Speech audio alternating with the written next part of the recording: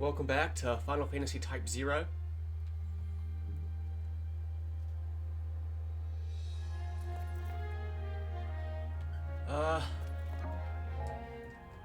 We're not too far away from starting the next mission here.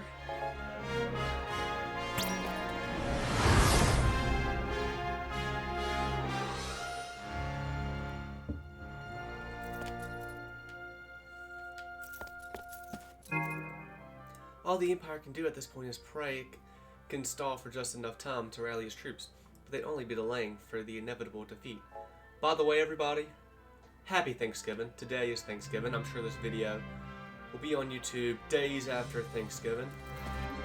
But currently, while I'm playing this game,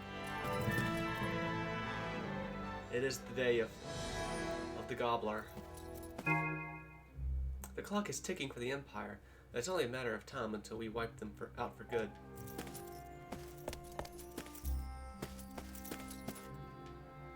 Hello. Oh, it's you again. Please don't ask for more money, you bitch. You typical whore bitch. Don't ask for more money. Oh my gosh, look who it is. Wow. Have I got a story for you? Or maybe I should just cut to the chase. So I need just one more itty-bitty favor. Yep, figures. I mean, you know how it is. I can't make an omelet without breaking a few eggs, right? Don't worry, I won't ask for anything ever again, I promise. All I need is 100,000 gil. For real, that's it. You'll get your fair share of the profits. Seriously, you'll have enough gil to build your own academia, tear it down, and build another. Do I have that much gil? No, I'm 100,000. I am broke, you bitch. Hello. Fuck you. What happens if I say yes? Oh my gosh, you are the sweet. Wait a sec. Seriously? There's not enough here. Could you maybe not toy with me like that, you piece of shit? Fuck you. You're broke. You should fucking kill yourself. Yep. Well, that may or may not screw me out of this whole side quest thing. If I don't give her money here, maybe it was all just a waste. You okay? I'm glad to have Machina back, but I wonder where in the world he's been hiding this whole time. Hey. He's been so hard to read lately. It makes me worry. You don't think he... No, never mind. Forget I said anything.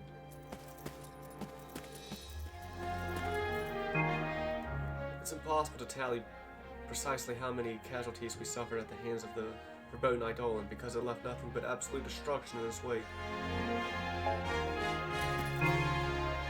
Our rear guard took a real beating out there. Then again, so did the legionaries who were providing backup for them. Can I help you? Well, if it isn't one of the doctor's precious children, since you're here, there's something I'd like your assistance with.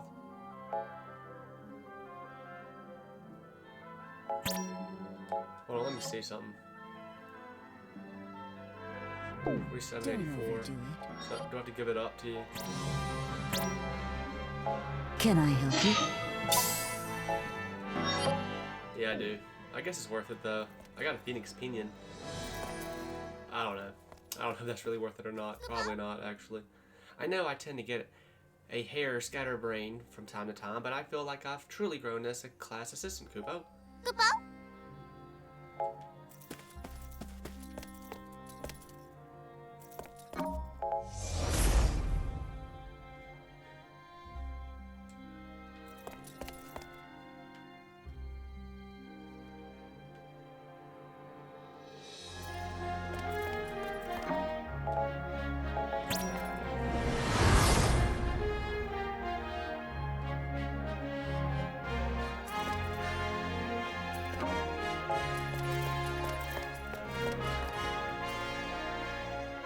I missed you. This new bikini is pretty daring, but it's absolutely adorable. It's no fun to wear it around my room, though. I can't wait to hit the beach and show it off. Well, let's go. What are we doing? Let's just do it. Let's just get on a train and go. I missed you. We need a beach episode, please. Final Fantasy Type-0 beach episode. That would just be perfect. Best fan service. This game would be number one. This would be my favorite Final Fantasy game if it had a beach episode.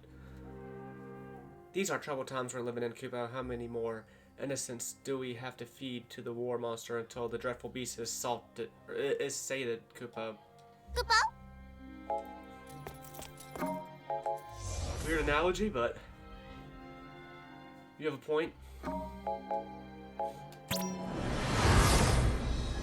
Chocobo Ranch, the only thing that makes this place worth coming to is hatching chocobos, which is pretty worth it. Oh wait, there's another NPC here. What are you doing here? Ace? What do you want? Walk on, wandering souls. For your respite we pray.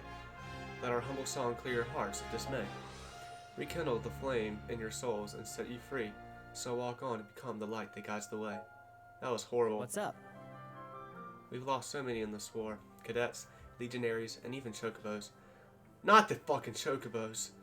I hope that these words reach the dead and grant them in serenity they deserve. What do you want?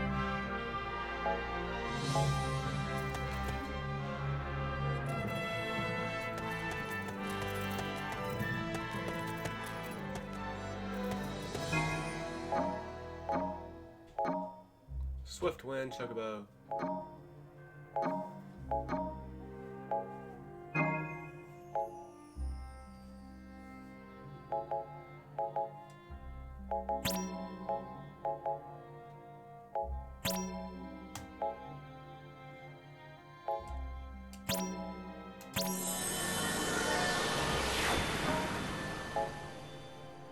Hoorah!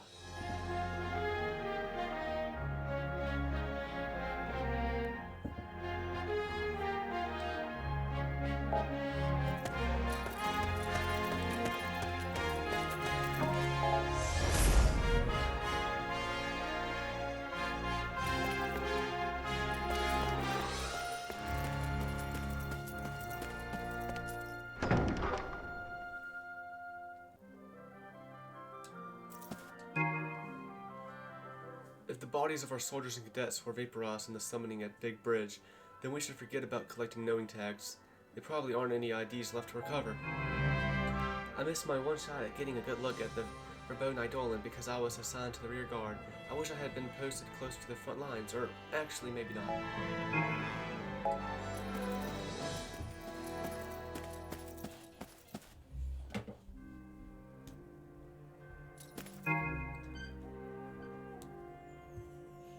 I hope I never have to endure anything so horrible again.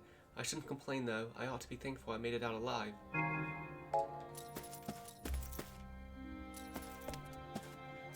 I think I've already done this with this character. What is it? Or maybe not. Oh, it's you. If it's not important, could you leave me alone? What'd you say, I yo? don't really know why, but I feel like I've lost something. Oh yeah. And Intel hasn't brought me the sample I asked for. I'm getting a bit tired. Yeah, he was friends with Karasume.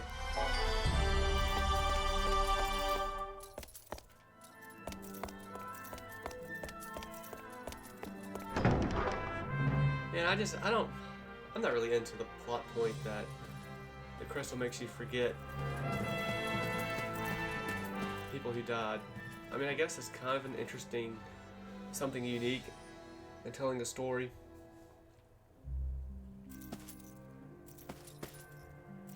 Yeah, I don't hate it. But it's just not really. I think the game and the story would be better if if characters do remember the passing of others, because you can't grow as a person if you don't go through moments like that. It's just like someone dear to you passing, and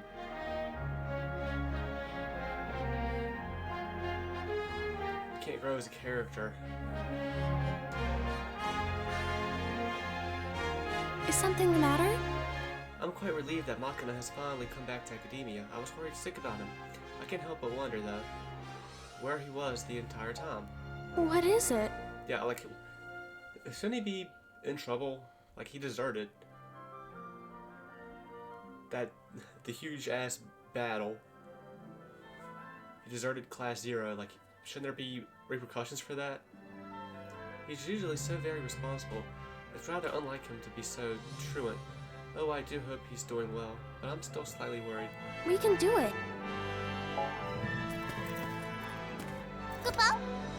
My cadets are such a lovable bunch of losers. Wouldn't you agree, Kupo? Or perhaps you finally realize that they aren't actually as dumb as they profess, Kupo. Each of my kids in Class 9th wears the mask of a blundering buffoon, but it's all an act, and I'm sure you've already seen through the facade, Kupo. They all pretend to be a bunch of failures, but they're actually incredibly capable intel agents, Kupo. My cadets play the role of reject by day and secret agent by night, Kupo. They undertake all the unpleasant jobs that no one Kupo else wants. That no Kupo else. They undertake all the unpleasant jobs that no Kupo else wants. Theft, reconnaissance, and even assassination, Kupo. It's dirty work, but some Kupo has to do it, Kupo. However, all their activities are highly classified, so they have no choice but to lie to every Kupo and schedule themselves all the time, Kupo. And seclude themselves all the time, Kupo. I feel bad for them, Kupo. They aren't asocial. They just have a lot of secrets to keep, Kupo. I'm sure they're lonely, though. So do me a favor and try reaching out to them a little, Kupo. Kupo? I suppose it also goes without saying that this conversation is strictly confidential, Kupo. You are not to breathe a word to this to another living soul. Capiche, Kupo? Kupo? Hey, dude, did you hear this about Class 9? Did you know they're actually assassins and shit? I'm just glad that Verboten Eidolon was on our side. We'd have been done for if the Empire had summoned one of those against us.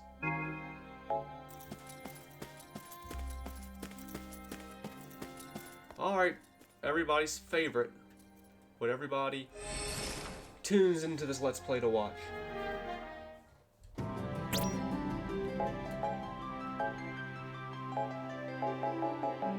The Dominion Crimson Wings. Since the formation of the Armory Guild in Academia, the Dominion Legions made great strides in terms of enhancing their arms and equipment. As part of their research, the Guildsmen embarked on the development of dreadnoughts. The Dominion Legions saw all of Orient as a battlefield, and in order to complete, airships were indispensable. With the advent of the magic converter, an engine capable of converting magic into energy to power machines, the Dominion successfully crafted an air fleet known as the Crimson Wings. Unlike the Empire's dreadnoughts, however, these craft were designed primarily for transportation. They were smaller in size and carried fewer armaments. The Kizargi class cruisers are the most common dreadnoughts in the Dominion. Among other types of craft, the Crimson Wings also currently employ small Yukakaze class scout ships, large Shikishima class carriers, and high-speed Shimikaze class coverts. The stats of the Kizaragi class cruisers are as follows.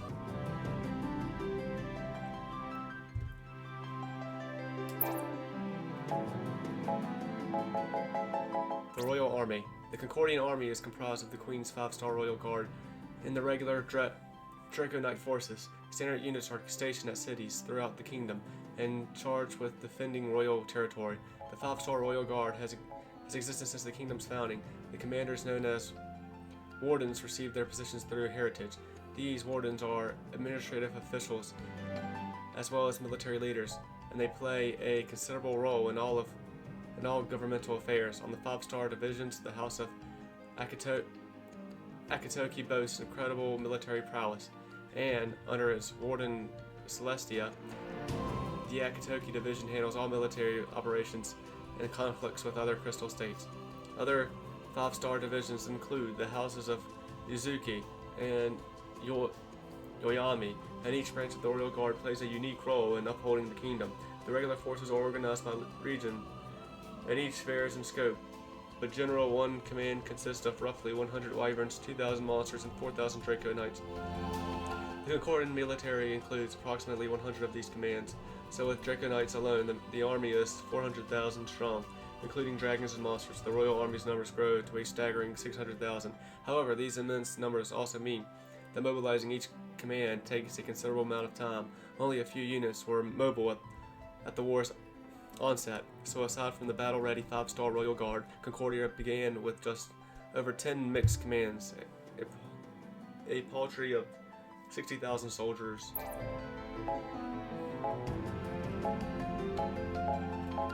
Did you get all that? Cutscenes.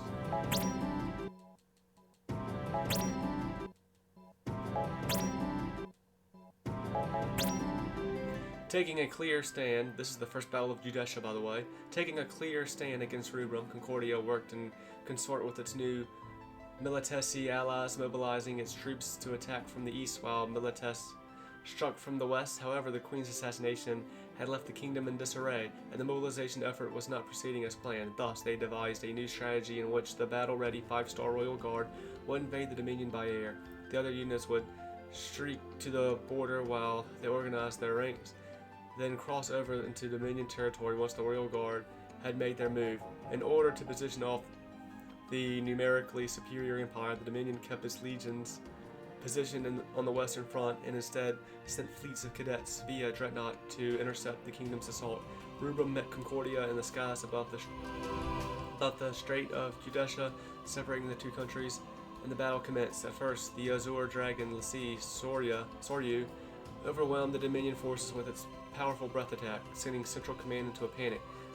The Vermilion Bird Lassie, Lord Shuyu, also joined the fray, but he had his hands full dealing with Soryu and was thus unable to provide any extra support. The fierce fighting continued atop the Sea of Clouds, now a shimmering world of ice, thanks to Soryu's chilling breath. Rubrum's Eidolons easily overwhelmed Concordia's wyverns, even forcing the Azure Dragon Lassie Celestia to retreat. The Royal Guard incurred enormous casualties, losing more than 1,000 of its precious dragons. Without its wyverns, the kingdom would never be able to conduct an invasion on this scope again.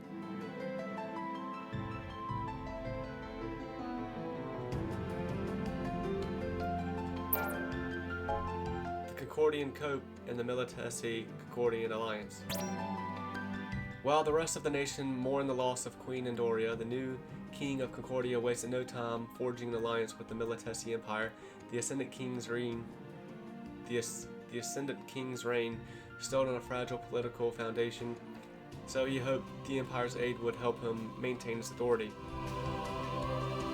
Consequently, Rubrum now found itself at an overwhelming disadvantage, having entrusted the Eastern Front to the Royal Army and dispatched its entire force to the Imperial front out west.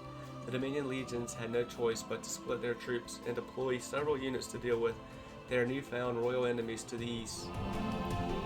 In order to capitalize on the situation, the Militesi Concordian Alliance mounted a simultaneous assault against Rubrum.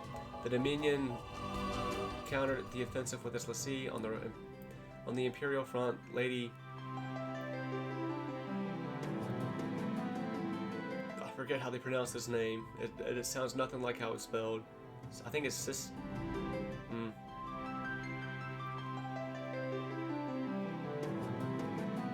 Sune? Lady Sune? I think it is Sune or something close to that. On the Imperial front, Lady Sune summoned the Vermilion Eidolon Alexander.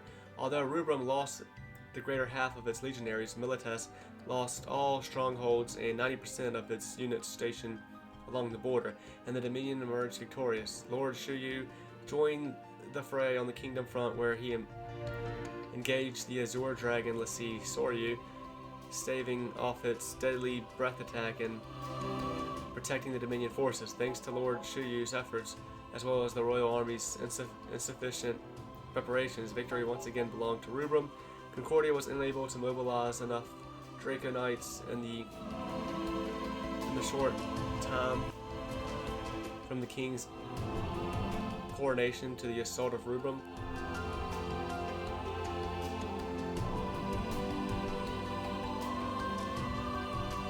And although it managed to organize a fleet of wyverns to immediate deployment, Kingdom Central Command could not muster up enough monsters to provide backup for the Dragon units. The attack force had high mobility and firepower, but low endurance. In an attempt to supplement the dwindling royal forces, the King of Concordia went so far as to break the seal of the Curse Mire of Naraku and unleash the Dragon battalions on the Dominion. Unfortunately, however, the scheme had virtually no effect on the outcome of the battle. The battle at Big Bridge begins. I kind of want to watch that because I think that's... Terra Mortis. Oh, I guess not. Never mind. I thought it was going to show Gilgamesh. I thought that one was, but no, obviously that one's later down here. Probably the clash on Big Bridge.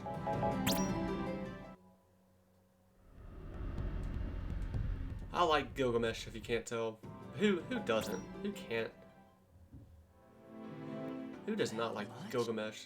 Like, how can you not like Gilgamesh? What is this place? Who am I? I don't know. I don't know. I don't know. I can feel it.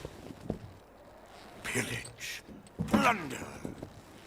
Leave nothing in my way.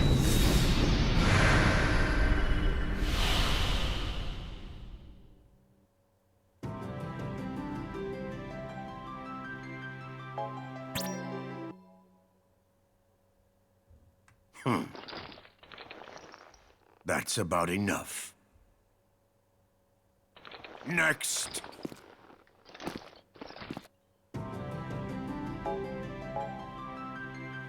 You know, I would think there would be an open slot, an open space somewhere around here. Because when have I actually beat Gilgamesh? Like, wouldn't the scene be different? Is this place? Who am I? I don't know. I don't know. I don't know. I can feel it. Pillage, plunder.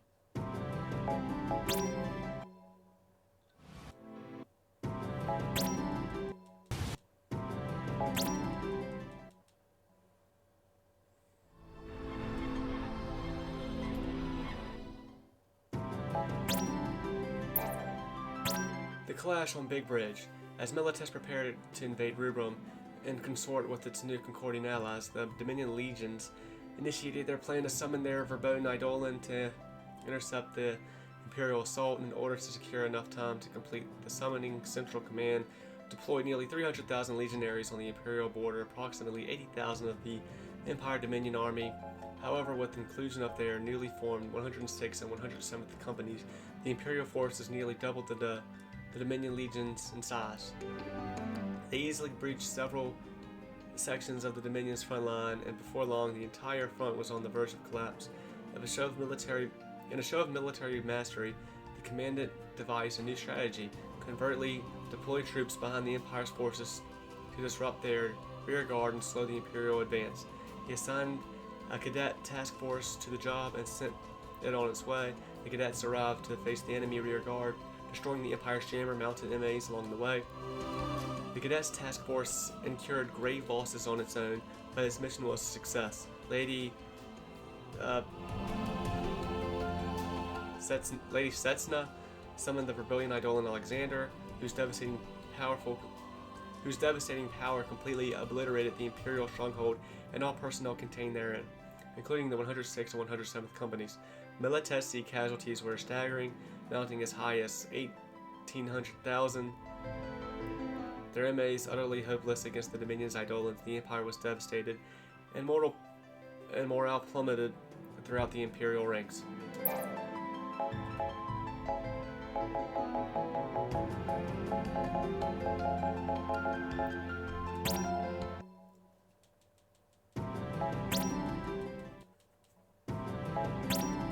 Yeah, there really, the way it seems to me, there really isn't much game left. This might be the last chapter.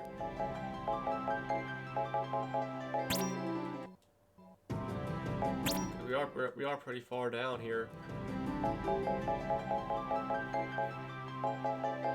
I don't know.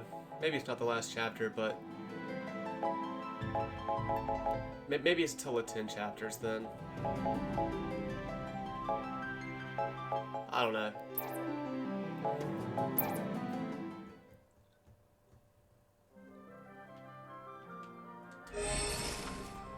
Yeah, reading through this thing really has not been worth it.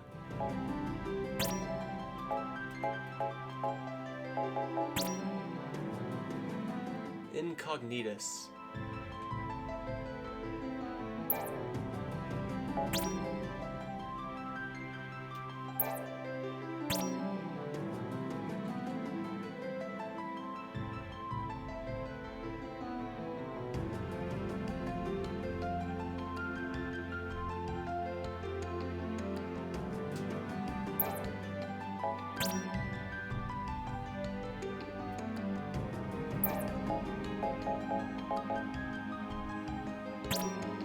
Incognitus.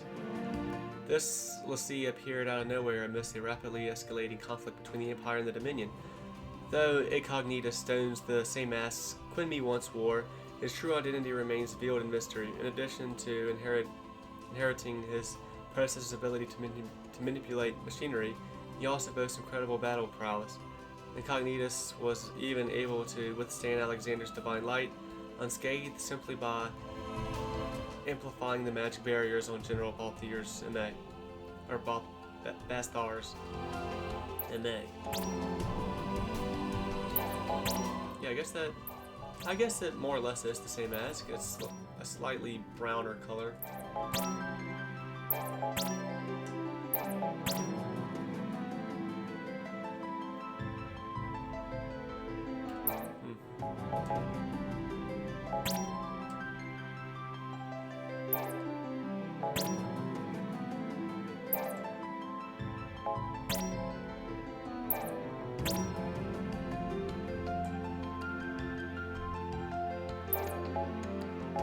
Gilgamesh.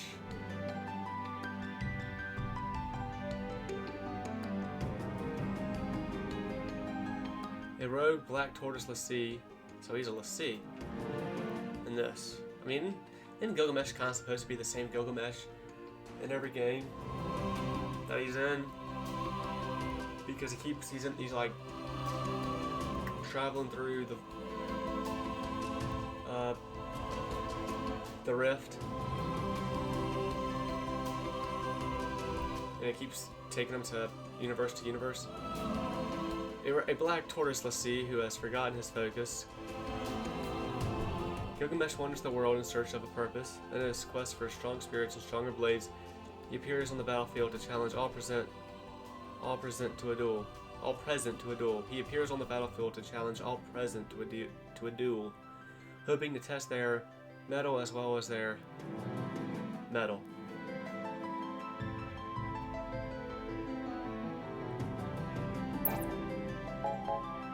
Gilgamesh has been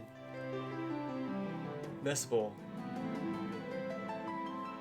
or optional to come across in every game that he's been in besides 5 until this one. You have to. It seems like you have to come across Gilgamesh in this game. He was an 8. He could be a random. I guess you could say Guardian Force or random.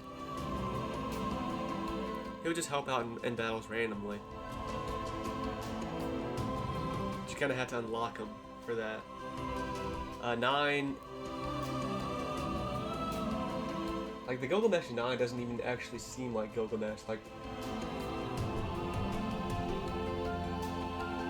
it's just some character that's in the game, but you don't find out it's Gilgamesh until later on after you collect a lot of treasure and shit. I'm not. I don't think he appears in 10 or 10-2. He's in 12 though, as in one of the quests you can do, and you can fight him in that game. I think that's the first game since 5 that you can fight him. He's in 13-2 in the arena as part of DLC, and so you can fight him there too. And he's obviously in this game, and I know he's in 15, and also DLC that I have purchased. I haven't done that yet. I've played 15 years ago when it first came out, but I haven't done any of the DLC. 15 is the next game in the marathon, so I will play that game, and I will play all the DLC for 15.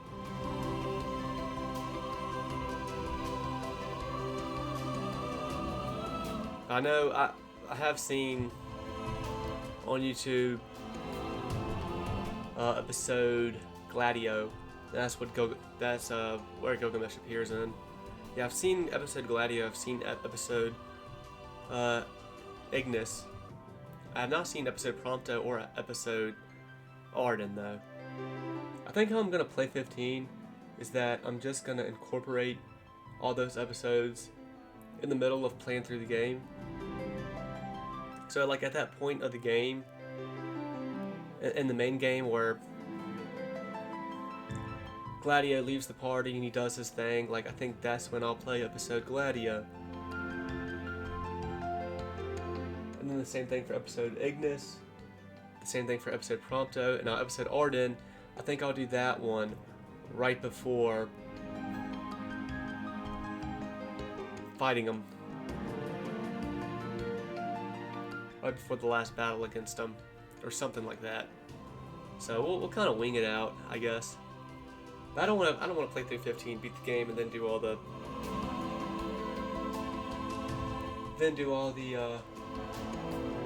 episodes. I think it would just be cooler and to do them playing through the game. I think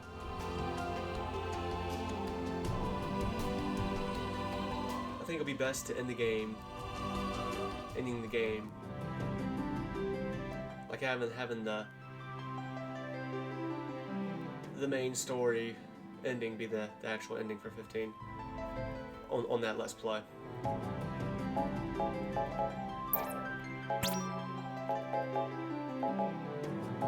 Bahamut Zero. This Bahamut class Eidolon belongs exclusively to Dr. Arishia Al-Rashia. And much like its owner, nearly everything about Bahamut Zero is shrouded in mystery. Not even high-ranking sorcery officials are privy to details about this Eidolon. All that is known about this fantastic creature is that its abilities are on an entirely different level than those of the Dominion's other 7 warriors. In this battle of Judesha, Dr. Al-Rashia summoned Bahamut Zero, who in turn came to Class Zero's rescue and slayed the Azure Dragon Lassie, Shenryu Celestia.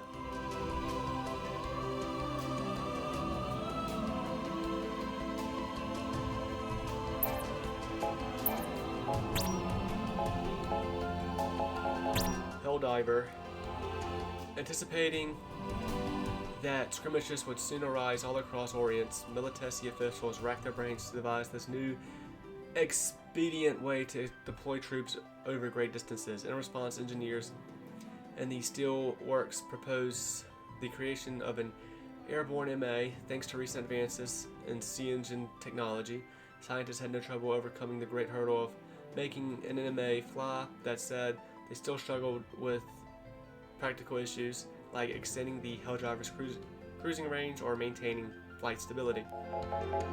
The Steelworks had only produced a few prototypes, then war broke out, but demand for highly mobile units drove factories to begin Helldiving mass production ahead of schedule.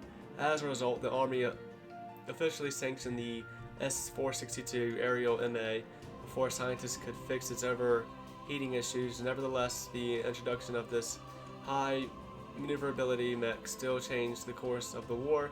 The officials dispatch hill divers alongside mobile air units to relatively weak areas. Unable to combat these new airborne mechs, the Dominion suffered great losses in these regions. Draco Knight. Concordia's main forces are divided into three classes. Second and third class are equivalent to privates, while the first class equates to what other nations refer to as non-coms. The Draco Knights are also rather prideful warriors. Although they possess the power to manipulate monsters, they prefer to vanquish foes by the blades of their own spears. They are nimble and athletic, deftly dodging opponents' attacks and countering with swift stabs at close range. Wing Burn. These creatures form the core of the Royal Army, a fixture in every one of the kingdom's dragon platoons. By remaining constantly aloft, the Wing Burn is able to rain terror down upon its opponents while keeping out of range. Combatants unable to attack from a distance must await an opening, then strike to bring the beasts to the ground. Nearly all Wing Burns in existence belong to the Concordian army, but scientists have recently confirmed a related species in the wild known as the Lesser Lepross. Deep Burn. Kingdom Central Command only deploys these high-ranking dragons with a mere handful of units because of their inability to fly. However, the Deep Burns compensate for their lack of mobility by controlling the climate in order to put opponents in a disadvantageous position. As the Deep Burn weakens, it will begin summoning downpours and blizzards. Angering the Deep Burn will also cause it to initiate a heat wave, so combatants are advised to engage this wyvern only if they are prepared for all types of inclement weather. The Floating Unicorn.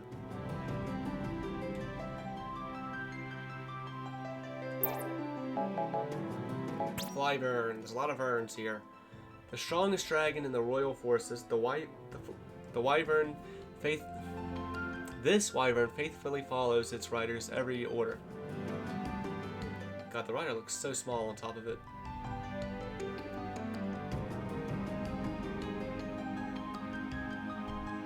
In this sense, when engaging a Flyburn, a wise warrior would target the Dragoneer issuing command instead and take down the two threats simultaneously. The Flyburn riders often hold prominent positions in the Concordian military and thus often serve as or fight directly under royal commanders. Kingdom Central Command deploys an even more deadly breed of Flyburn known as the Atmosphern to guard the holy capital city of Mamori.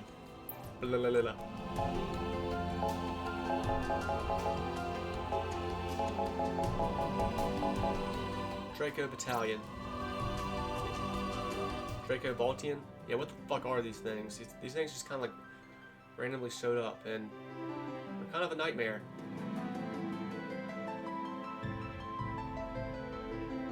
Three lessee of the Azure Dragon sealed away these citizens of the lost kingdom of Draco Baltian for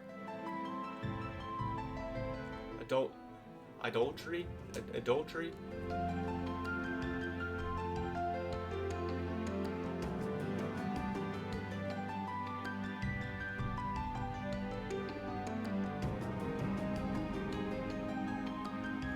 The worship of idols. I just had to look that up. Three lessee of the Azure Dragon sealed away these citizens of the lost kingdom of Draco Baltian for idolatry. These accursed worshippers of the blue dragon crystal currently live out their days in the Kursamire of Naraku, awaiting the day when someone might release them from their prison and allow them to exact revenge on those who spurn them. In combat, the Draco Baltians are a vicious people. They rush toward opponents at high velocity, chomping at the bit to take a bite out of their target's flesh. Draco Baltians also produce a special kind of acid they use to poison their victims before gnawing them to bits. One can only hope these violent fiends remain exiled to the curse mire for all eternity.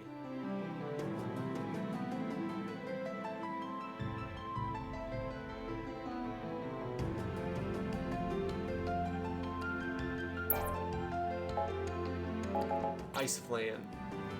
Much like the Flame Flan, the Ice Flan is nigh impervious to physical damage. Moreover, it absorbs all ice-based attacks, converting them into restorative energy. The Ice Flan's behavioral patterns mimic those of its fiery relative, but its elemental properties are opposite, meaning a well-placed fire attack will easily melt this monster. The Royal Army has trained Ice Flans, known in Concordia as blank manges, to serve as Sub-Zero soldiers. In addition, Rubrum researchers have recently reported sightings of a larger variety of Ice Flan they are calling Asmodeus. Ice Bomb. This cryogenic cluster absorbs all ice magic and converts it into energy. Much like its pirate cousin, the Ice Bomb self-destructs after it reaches critical mass. Similarly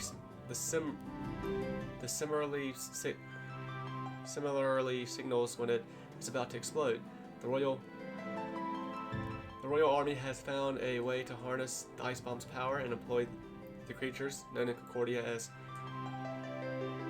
cryonades, as living turrets. In recent years, rumors have surfaced regarding a larger subspecies dubbed the Krista, but none have been able to provide proof of its existence, presumably because all subjects disappear in Arctic explosions before eyewitnesses can snap a photograph. Duplicorn. Known as Concordians as the demonicorn, demonicorn, this enormous beacorn beast inhabits the plains of Orient. Quite aggressive in nature, the duplicorn will charge full speed to take down its targets and crush them with its front legs. Moreover, the duplicorn will grant itself aura by letting out a loud howl. Scientists have also confirmed the existence of a larger subspecies known as the Great Toricorn, or to the Concordians, the Duelistag. Snow Giant. This grizzled giant resides in groups in the colder regions of Orient. Frost pours forth from the snow giant's body, and it will often use its fist to deliver a punch cold enough to freeze opponents. The snow giant leaves itself wide open to attack when it leaps toward distant enemies, so those who encounter the beast would do well to watch for this opportunity to strike.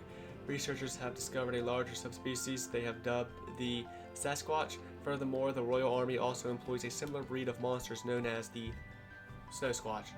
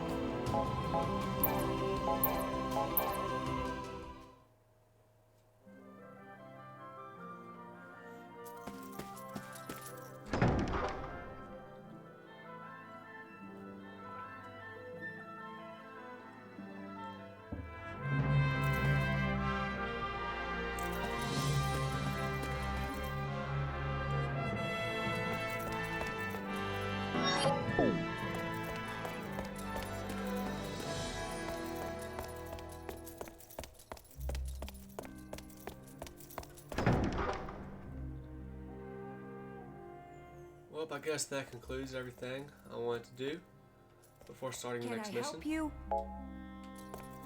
Good work. Good work. The Kingdom's final hours. The Dominion is mounting Operation Endgame, a large-scale campaign to annex the Kingdom of Concordia. Rubrum's bold plan is to invade Rolochi, then advance to capture the royal capital of Mahamari, crushing all remaining forces along the way. Class 0 must assist the legions and ensure the successful occupation of the Kingdom of Concordia. Let's start it up.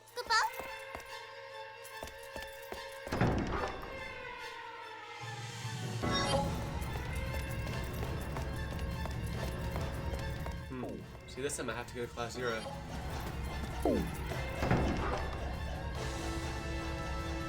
Alright, so I think I'm gonna change up how I've been doing this. I'm gonna only play as the characters that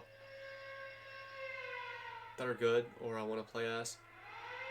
So I'm gonna try and limit that to like 5.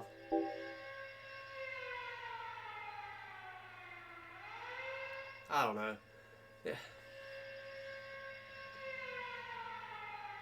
I've been trying to use every character the whole game. Maybe I should just keep it like that. I just don't want to get screwed with experience. I think I finally caught up a little bit. Like, I don't think this next mission... I don't think I'm under-leveled for this next mission as much as I was under-leveled for the last mission. I don't think so. Or maybe I am. Maybe I'm just wrong. Maybe it's about the same, I guess. So I don't know. I just feel like I should just try and focus on leveling up just a handful of characters, not try to level them all up. I don't know. Trey's worthless, so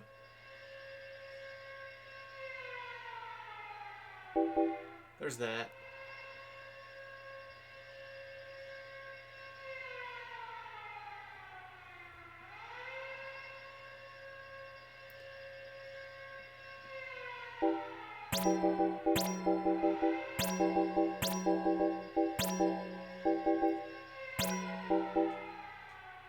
Machina's back.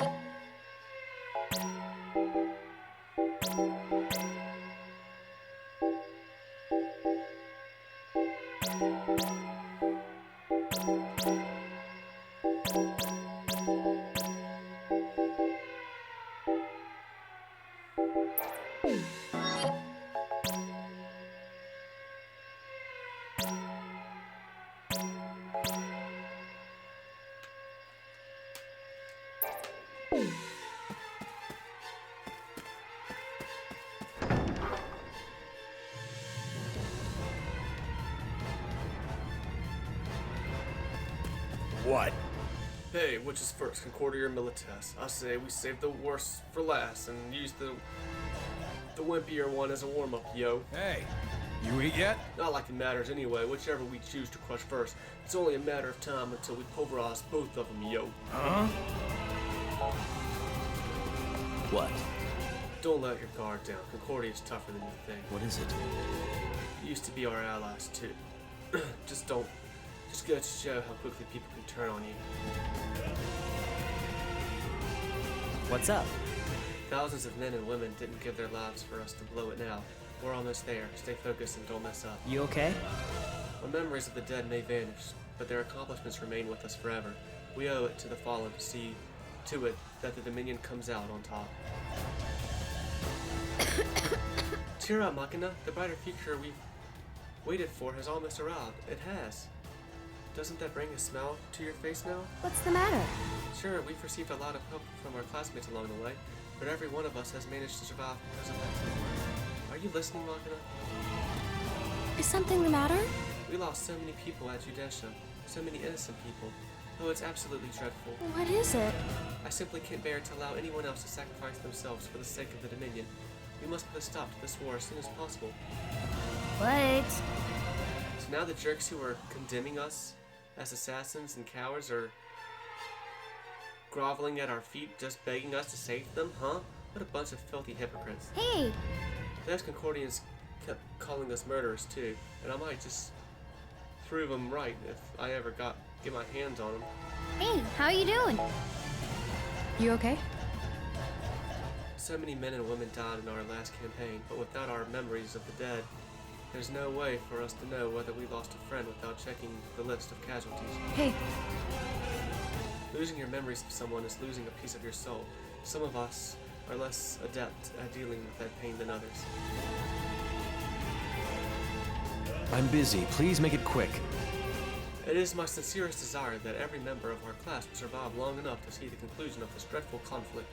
How may I enlighten you? Thanks to the valiant efforts of our legions and our fellow cadets, the kingdom lost the majority of her forces at Judetia.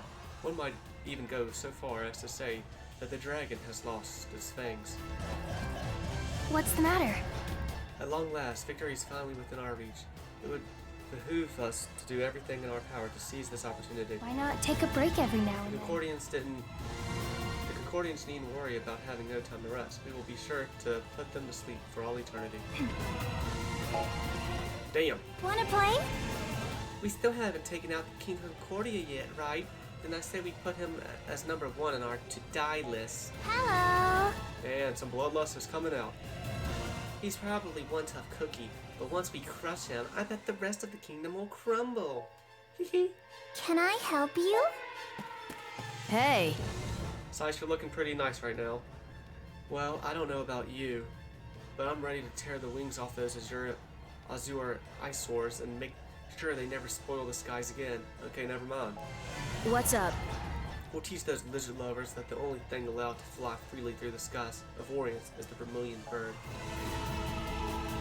This isn't the time to chat. According to everything I've read, the queen that we allegedly assassinated was a pacifist who preferred to resolve conflict with words, not weapons. What's up? But as soon as the ruling regimen changed, so did the approach to diplomacy. It just goes to show how much influence a single person can have on the destiny of a nation. Feeling good? So all we gotta do to win against the kingdom is beat the strongest and most terrifying lady in all of Concordia, right? Yeah? I guess once you make it this far, the only bad guys left are the really tough ones.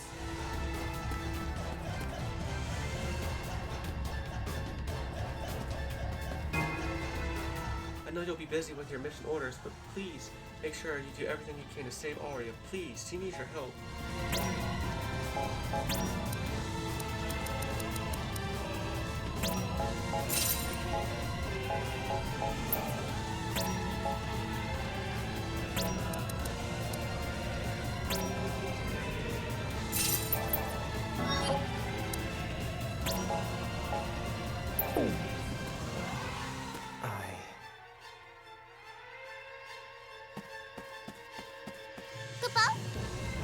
You received mission orders to join the invasion of Concordia, Kubo. The Devanian is preparing to launch a large-scale operation campaign. If you're worried, try reviewing records of the Legion's past campaigns, Kubo. Whether you join this mission is up to you. If you want to receive participation prize, though, you'll have to earn it, Kubo. Probably another one of these missions I don't necessarily care for here. Level 34, my guys are, let's say, damn, I don't know, maybe I am. A little too under leveled. Damn, mission level 34.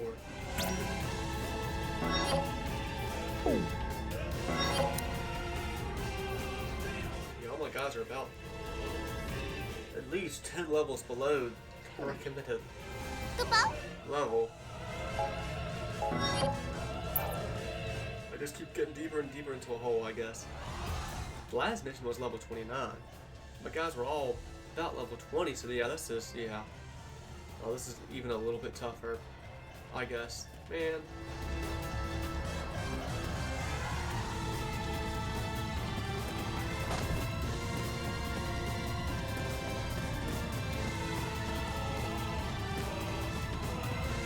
Alright, I guess we'll attempt it next time. So until then,